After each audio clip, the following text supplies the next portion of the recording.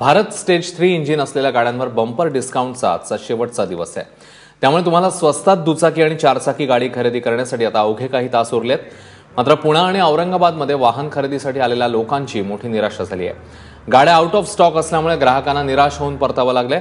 Bharat stage 3 या इंजिनामुळे होणारं प्रदूषण टाळण्यासाठी सर्वोच्च न्यायालयाने भारत स्टेज 3 इंजिन असलेल्या गाड्यांवर बंदी घातली आहे। त्याऐवजी उद्यापासून फक्त भारत 4 इंजिन असलेल्या गाड्यांचीच विक्री होणार आहे। दरम्यान नव्या गाड्या खरेदीवर आणि त्यांच्या नोंदणीबद्दल पुण्याचे आरटीओ बाबासाहेब आजरी यांचं काय म्हणणं आहे बघूया।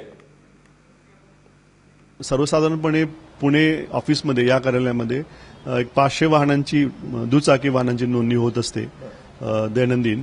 मात्र काल ही संख्या 1584 एवढी आहे, म्हणजे जवळपास तिप्पट वाढ झालेली आहे। साहजिकच डीलर्सना हा स्टॉक जो असतो तो कमी करायचा असल्यामुळे त्यांनी डिस्काउंट दिलेले आहेत।